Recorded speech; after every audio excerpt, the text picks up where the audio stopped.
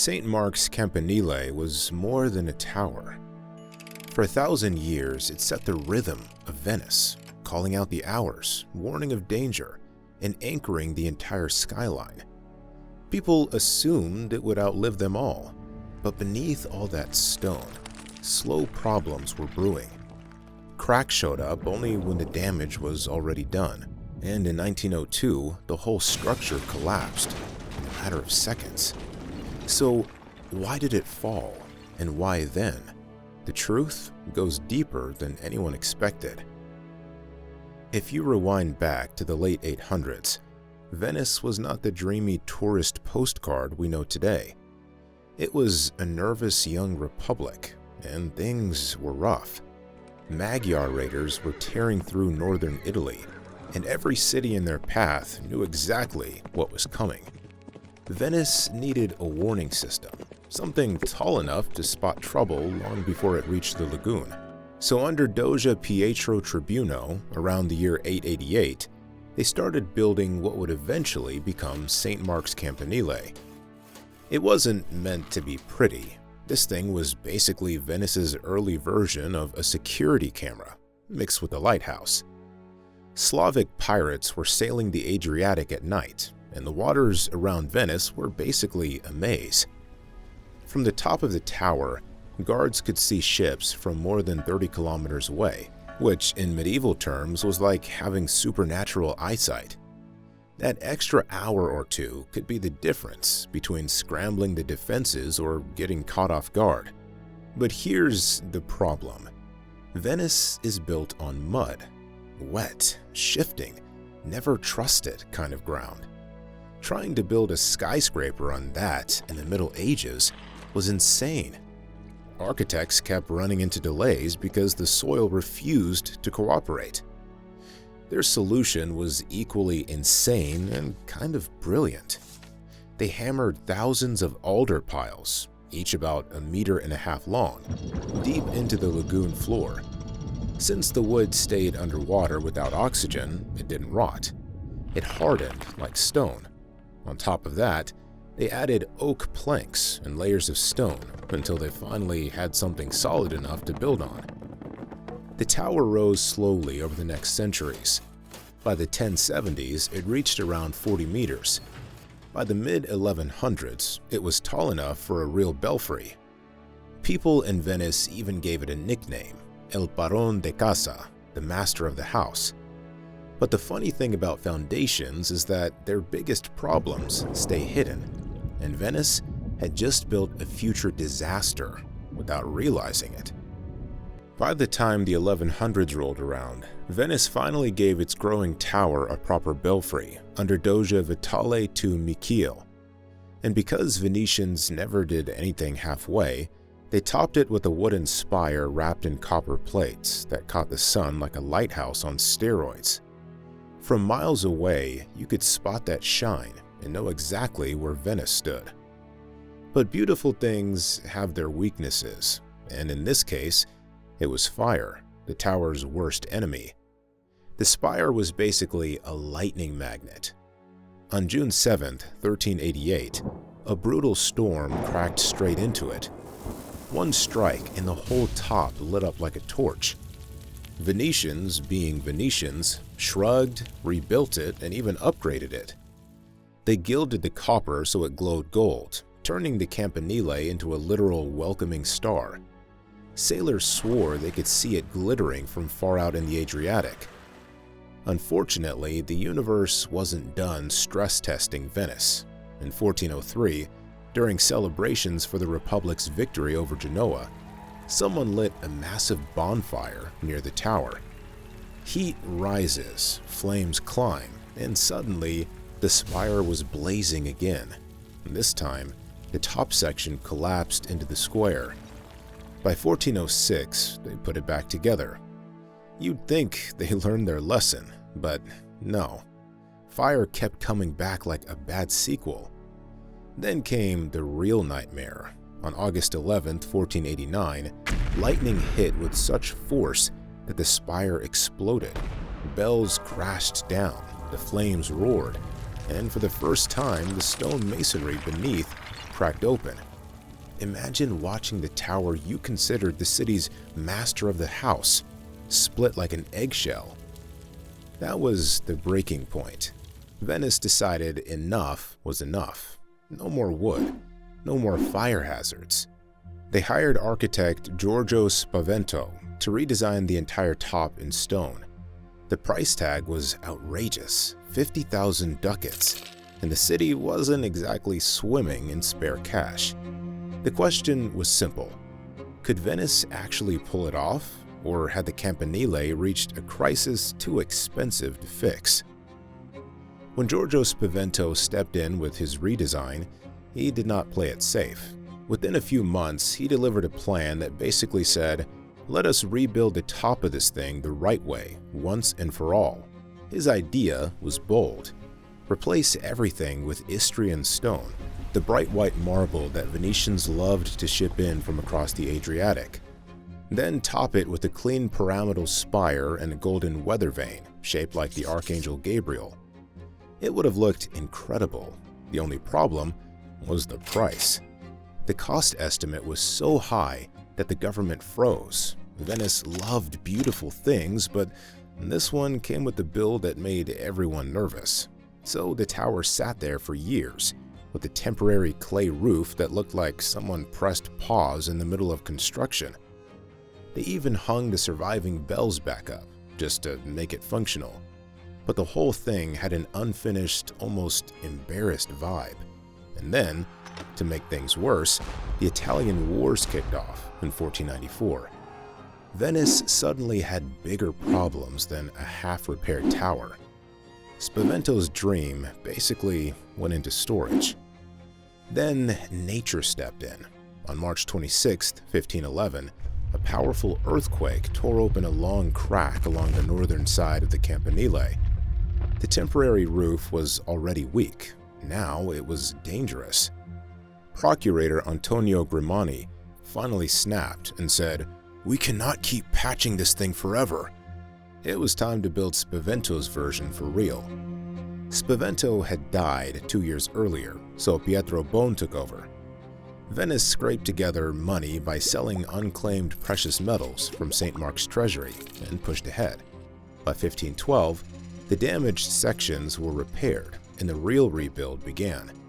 The new belfry rose in massive Istrian stone blocks, topped with an attic decorated with reliefs. On two sides, Venice appeared as Justice, sword and scales in hand. The other sides carried the winged lion, the Republic's signature icon. On July 6, 1513, workers raised the gilded Archangel Gabriel to the top, and the city threw a celebration that sounded like a medieval street party. By 1514, the tower looked complete at last. But deep in its ancient foundation, a problem was still quietly growing. For centuries, lightning treated the Campanile like its personal target. It struck in 1548, again in 1562, again in 1565, and once more in 1567. Every time, the city called in architect Jacopo Sansovino and a crew of arsenal carpenters to patch up the damage. It became a weird routine. Storm hits, top burns, Venetians fix it, life goes on. But in 1745, one strike hit so hard that pieces of masonry fell into the square and killed 4 people. That shook the city. This was no longer just annoying lightning problems, it was deadly. Finally, in 1776, a man named Giuseppe Toaldo stepped in with something new: science. As a physicist and astronomer, he trusted his calculations more than superstition. He installed Venice's first lightning rod on the Campanile, and honestly, it changed everything. After centuries of fires and repairs, the tower finally stopped burning. But while the top of the Campanile stayed safe, trouble was quietly building below. In 1873, workers removed some old wooden stalls that had been leaning against the tower. Once the clutter was gone, inspectors noticed the base looked not great, but instead of digging deeper, they focused on cosmetic repairs. the real problems stayed buried. Then came 1885, when Venice dug new sewer lines through St. Mark's Square. That work accidentally disturbed the water table that had kept the tower's wooden foundation piles submerged for 1,000 years. These piles only survived because they stayed underwater without oxygen. Once that balance shifted, pressure began to change under the Campanile. Engineers filed reassuring reports in 1892 and 1898, saying everything was fine. Those reports aged terribly. Modern analysis shows the foundation pressure shot from around 540 kilopascals to 680 on the western side. Cracks started forming in a fishbone pattern, a clear sign the structure was twisting under stress. The Campanile wasn't just damaged, it was quietly failing from the bottom up, and the scary part? Almost no one realized it. By July 1902, the Campanile was already in bad shape, but repairs still went ahead on the loggia, the fancy marble base at the bottom. Workers needed to replace a support girder, so they cut a big horizontal opening into the tower's base, about 40 centimeters high and 30 deep. On any other building, that might have been fine. On a tower already fighting for its life, it was the last thing it needed. Then came Monday, July 7th. At about 9:30 in the morning, as workers hammered the new girder into place, the entire tower shivered. Not a little vibration, a full body tremor.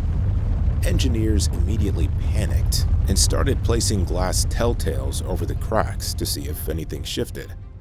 By the next morning, the glass had snapped in several spots. That was the moment everyone realized the truth. The cut in the base had pushed the Campanile over the edge. Officials locked down access. Only one bell was allowed to ring, the simple workday bell, just to keep vibrations as low as possible. They even canceled the usual Sunday band concert in the square. Tourists were annoyed, completely unaware they were walking around under a dying tower. Monday, July 14th, delivered the final red flags.